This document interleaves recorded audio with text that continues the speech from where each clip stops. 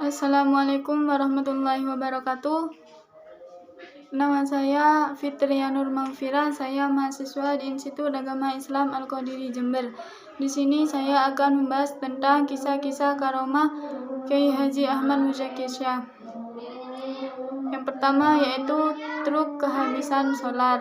Suatu malam, jamaah manakib dari Situbondo terganggu perjalanannya. Truknya mogok kehabisan solar. Kebetulan Kiai Haji Muzaki melewati jalan itu. Dia menghampiri sopir truk sambil memberikan sebotol air. Kiai menyuruh supir truk menuangkan air ke dalam tangki solar. Meski dengan perasaan masyghul, supir truk melakukan perintah Kiai Haji Ahmad Muzaki Syah. Ajaib, mesin hidup kembali dengan bahan bakar air. Perjalanan pun dilanjutkan. Yang kedua yaitu menghentikan mobil dari jarak jauh.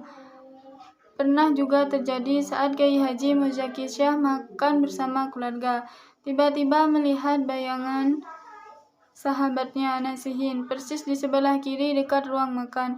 Saat itu Nasihin mengendarai mobil dan nyaris serempet dan melaju ke arah tembok pagar rumah. Kiai Haji Muzaki Syah saat itu sedang makan siang. Terkejut melihat bayangan seperti melihat televisi itu, refleks tangan kirinya bergerak menghentikan mobil Nasihin agar jangan menabrak tembok tadi. Sore harinya Kiai Haji Ahmad Muzaki Syah kedatangan tamu yang mengabarkan mobil Nasihin nyaris menabrak, tapi beruntung selamat. Mendengar cerita itu, Kiai Haji Muzaki Syah terkejut. Ceritanya persis sama dengan yang dilihatnya saat makan siang tadinya. Di lain waktu, Kiai Haji Ahmad Muzaki Syah sedang naik mobil menuju suatu desa untuk mengisi pengajian. Antara sadar dan tidak, atap mobil terbuka hingga ia bisa melihat langit malam. Kemudian ada makhluk seperti manusia, tetapi bertubuh tinggi besar. Kemudian terdengar suara, siapa ahli terbiasa membaca surat Al-Ikhlas, maka ia akan selamat. Suara itu sangat jelas terdengar, tapi Kiai Haji Ahmad Muzaki Syah tidak paham maksud perkataan itu. Bisa jadi orang yang membiasakan membaca surat Al-Ikhlas akan selamat, atau orang-orang yang berjiwa ikhlas yang akan selamat. Selanjutnya yaitu bayi mati hidup kembali. Suatu kejadian aneh juga terjadi tahun 2004 di desa Besuki, Kabupaten Situbondo.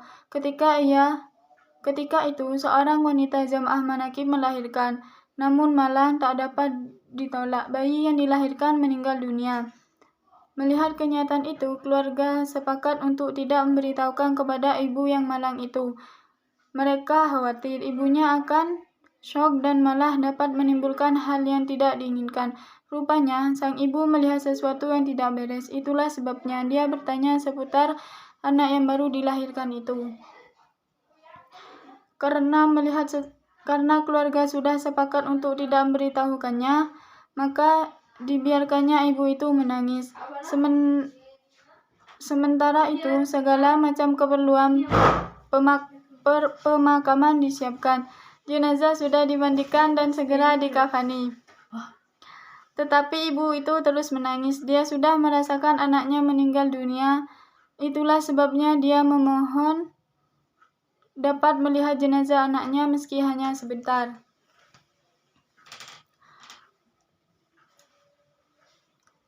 Mana anakku? Saya mau gendong sebentar saja. Saya mau lihat wajahnya, kata ibu itu sambil menangis. Pihak keluarga merasa iba. Lalu jasad bayi itu pun dibawa kepada ibunya, serta sang ibu mendekap jasad anaknya. Sambil nangis, sang ibu berkata, "Ya Allah, andaikan Engkau memberikan kehidupan kepada anak ini, saya akan mengajaknya mengikuti zikir manakib Syekh Abdul Qadir Al-Jailani." Setelah itu, tiba-tiba saat mayat bayi itu bergerak dan menangis, seketika para pelayat yang memenuhi rumah memuji kebesaran Tuhan. Sekarang bayi tersebut sudah berusia 4 tahun dan dalam keadaan sehat. Yang selanjutnya yaitu bekas air wudhu jadi sumber air. masih di situ Bondo, tepatnya di desa Jemberan. Di desa itu tidak ada sumber air. Untuk mendapatkan air, penduduk biasanya mengambil terlebih dahulu ke sumber mata air yang berjarak 2 km. Saat hendak mengambil air wudhu, ia tidak mendapatkannya. Kebetulan pula tuan rumah sedang tidak ada persediaan air. Kiai Haji Musyaki Syekh lalu meminta diambilkan air dalam kendi berisi sekitar 1 liter air. Dengan air kendi tersebut, Kiai menggunakannya untuk berwudu. Beberapa waktu kemudian, tumbahan air bekas wudhu itu menjadi mata air. Kemudian penduduk setempat menggalinya untuk dibuatkan sebuah sumur. Dan sumur itu diberi nama Sumur Barokah. Yang selanjutnya yaitu sapi mati hidup kembali. Pernah juga terjadi seorang petani yang bersedih karena sapinya mati. Padahal petani tersebut merawat hewan itu sejak kecil. Dan hanya hewan peliharaan itulah yang dimilikinya. Maklumlah, dia hanya seorang petani miskin. Petani itu biasanya mengikuti zikir manakib bersama anak dan istrinya. Saat itu, kebetulan istrinya masih menyimpan sebotol air barokah. Maka dengan perasaan penuh keyakinan, petani itu menyiramkan air barokah ke bangkai sapi. Sebagian ada juga yang dituangkan ke dalam mulut hewan naas itu. Atas kekuasaan Allah yang Maha Besar, sapi itu hidup kembali.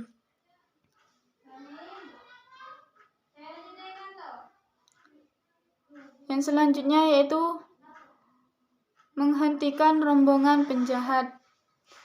Senin malam 17 Mei 1999, ketika Kiai Haji Ahmad Musyaki Syekh dan rombongan dihadang sekitar 30 orang bersenjata tajam dalam perjalanan menghadiri pengajian di desa Cerme, Probolinggo.